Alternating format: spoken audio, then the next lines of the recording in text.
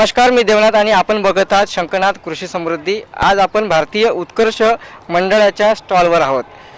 जवळपास 2.5 एकरामध्ये 150 ते 200 प्रकारचे विविध औषध वनस्पती इथे लागवड त्यांच्या माध्यमातून करण्यात येतात आणि या वनस्पतीच्या माध्यमातून जे आपल्या आरोग्यासाठी आवश्यक असलेल्या प्राचीन काळापासून जे सांगण्यात येत आहे औषधं त्यांचं निर्मिती केली जाते। याशिवाय इतकंच नाही तर गोशाळेच्या माध्यमातून दूध उत्पादनाचं काम देखील या मंडळाच्या माध्यमातून केलं जात आहे आणि भारतीय परंपरा जी आहे, आपली संस्कृती आहे, प्राचीन काळापासून चालत आलेली औषध असेल किंवा आरोग्यासाठी वर्धक असलेल्या औषधांचा निर्मिती असेल या माध्यमातून केली जात आहे। आज आपल्यासोबत प्रदीप काटे आहेत, ते या मंडळामध्ये सेवा देत असतात। या सेवा कार्याच्या माध्यमातून त्यांनी हा सगळा जो प्रकल्प आहे जवळून अनुभवलेला आहे। आपण त्यांच्याकडून जाणून घेऊया की हा नेमका प्रकल्प चालतो तरी कसा। प्रदीप काटे, भारतीय उत्कर्ष मंडळ ही जी संस्था आहे ही जवळपास नागपूरपासून 10 किलोमीटर अंतरावर आहे। या संस्थेचे 3-4 प्रोजेक्ट्स आहे। एक गोशाळेचा प्रोजेक्ट्स आहे, त्याच्यात 150-200 प्रकारच्या गायी आहे आणि संपूर्णपणे देशी आहे। त्यात गायीपासून जे काही दुधाचं उत्पादन होतं ते आम्ही निर्णय ठिकाणी विक्री करतो। दुसरा एक प्रोजेक्ट आहे तो शाळेचा आहे, जी 12वीपर्यंत आहे आणि ती जे खापरीच्या परिसरात जे काही आजूबाजूला जे काही 25-30 खेळ असतील त्यांच्यातले ते मुलं तिथे शिकायला येतात आणि ते 12वीपर्यंत ती शाळा आहे।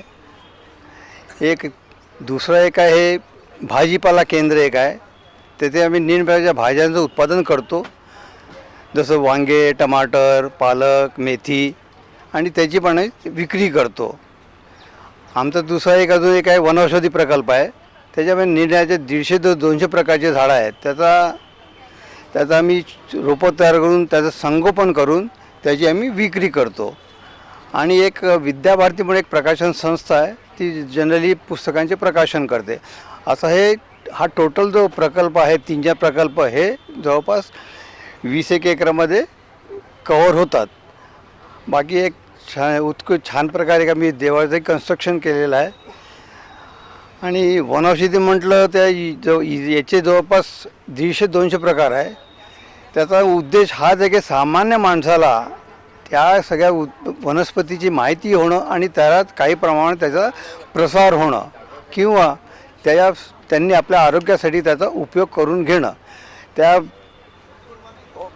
झाडांच्या व्यतिरिक्त पण त्या झाडांपासूनच तयार केलेले निरनिराळ्या प्रकारचे तेल आहे, जे काही हाडांचे दुखणे आहे, स्नायूंचे दुखणे आहे, व्हेरिकोज वेन आहे, त्यावर मालिश करण्याकरता कामी येतात। असा हा प्रकल्प आहे। जवळपास 24 ते 25 वर्ष झाले हा चालून राहिला आहे आणि जे काही निर्मितीच्या काही साधनं लागतात ते सगळं इथनंच तयार केले जातात आणि तिथनंच घेण्यात येतात। बाहेरून आम्ही काहीच मागवत नसतो, त्याच्यामुळे हा प्रकल्प व्यवस्थित सुरू आहे।